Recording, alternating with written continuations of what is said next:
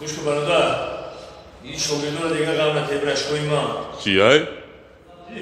دافشین اینجا ارسید؟ دیدی اگه خوندم نمی؟ تیست کنین دافشین نمیفهمید دافشین تیست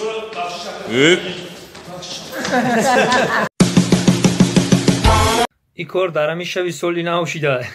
یا برادر بسیاری بعد می نوشه و رفیقش که میبینه میگه تو نخود میگه همین خب بنوشی یک آدمی با او برو همین عرق می نوشی همین عرق می نوشی تو میدونی که همین عرق دشمنی تای تعمیر میدونی تو دشمنی تای همین عرق میگه عرق دشمنی من میگه خوخی دشمن تای میگه مردک باید از دشمنش نترسه کسی که از دشمنش میترسه او خودش نامرده. سلام علیکم دوستان یا انیدودی توجیکی دیگه برای کلی پادپیسچیکا و برای مخلصان انا دو تا همسایه یکی در دوشنبه شهر وام میخوام میگه ای همسایه جون این ایبان 10 سال گذشت تو کجا شدین میگه روزیگر در قشلق عذابی بعد کشیدیم زندگی سختش پس بود اومدیم دوشنبه تا زندگی منظور شد زندگی من در بدرجه عالی شد من میگه چه خیر میگه آنو یا کام پروفسور شد دیگه تماما و دکتری کلان شد دیگری کام اوش هم پروفسور شد میگه اوش در کدام اینستیتوت درس میده آن دودر دیگریم ورزشکار شد میگه با درجه عالی زندگی میگه و میگه او دودر کنجگی چی او سرسی حق دودر کنجگی میگه اکرا سیگا پا بگم او دودرم دز شد دز میگه در بین ایق پروفسور و ایق ورزشکار او همون جنگ نکرده همون نصیحت نکرده اخلاق جنگش میکنه اخلاق باید دز نمیشی میگه وایره کجا جنگ کنی او زندگی من همون پیش برده است. سلام علیکم افندی توجیکی افندی در مسکو کم کم پیونیسکا میشوه میگرده میای توجیکستان دیگه کم کم عراق رسیدگی دخترش بشور رسیدگی خونهش اسقال میای افندی در خونهش نیست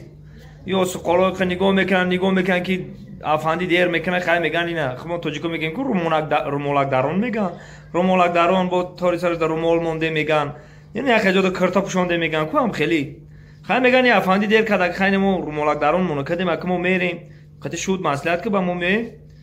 توی هم میکنیم با خواب میگن میبروین میروان اسخولو یکی در پایونی پدیز نگاه میکن که افندی پیون اومده است میگن سلام علیکم تو دیر کدیم ما علاقه دختر تا کرتا پوشونده ایم افندی میگه چی؟ میگه دختر تا کرتا پوشونده ایم یه چی دختری ما گلی بود که شما کرتا پوشونده ایم اکی ماشینکش چی میکنی؟ این مخشور دیدی؟ من مخشور ما در کاری تو میکنم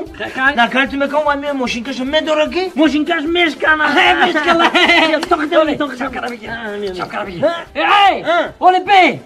اولی بی چی نه؟ فقط مخصت بزنی ها با سری مده نزنی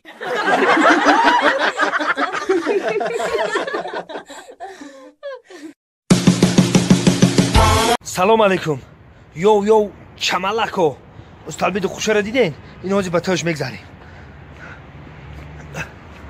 اینا ایسا گذاشتم با اینا